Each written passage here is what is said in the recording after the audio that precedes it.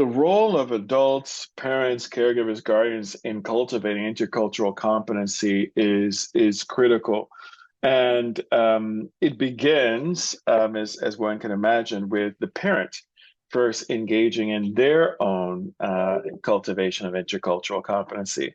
Often parents ask me, how do I talk to my child about different ethnic groups? When is it appropriate to talk to my child about bullying? When is it appropriate to talk to my child around the range of differences that we all know children are navigating in the classroom and in the school?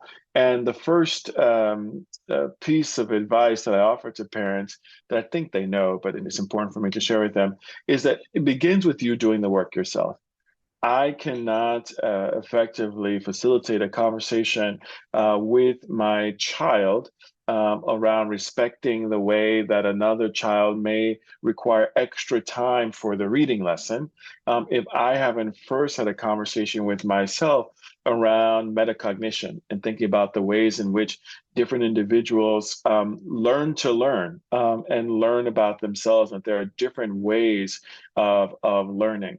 I cannot talk to a child about, should I talk about skin color with my fourth grader if I haven't first had a conversation with myself around what skin color means, where it comes from, and how I understand skin color and how people and individuals may be treated differently based on that.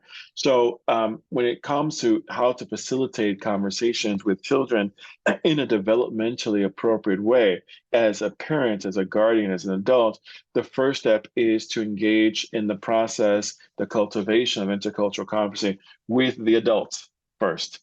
The second piece of advice I would offer in this process is to distinguish the difference between sort of what you did when you were growing up, hashtag your childhood, versus what dynamics and landscape children are currently navigating. As always, advise parents to prepare your child for success in your child's world and not for your world.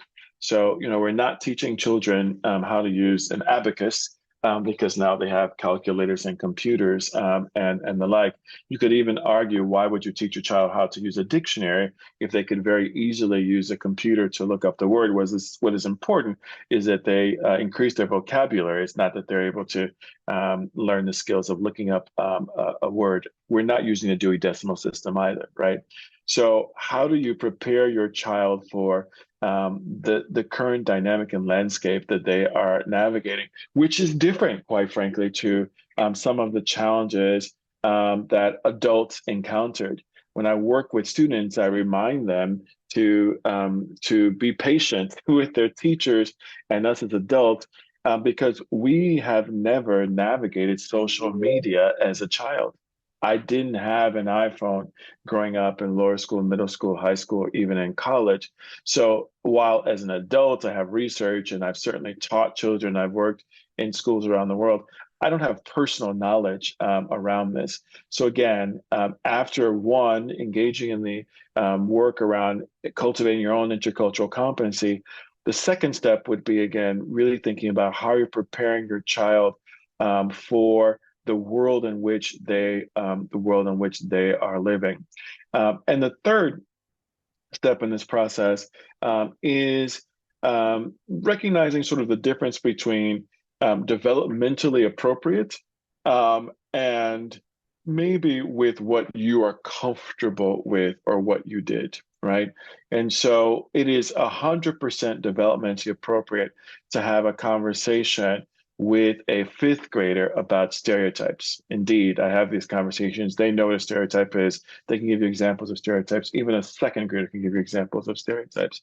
Although you may not have had that conversation in your fifth grade, it is absolutely developmentally appropriate. As you think about where a child is cognitively, intellectually, emotionally, they are more than ready for these conversations.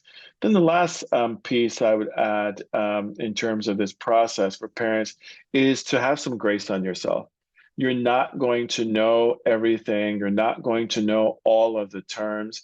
And indeed, in many of these areas, there are terms that didn't exist even, or that we weren't aware of when we were navigating our own experience as children. So give yourself grace as you're continuing to educate yourself, you're continuing to learn about what is developmentally appropriate. It's okay to tell your child, I don't know. And I have to come back to you on that, or this is a really important question that I need to think about, and let me go back, get some information, come back and revisit this conversation.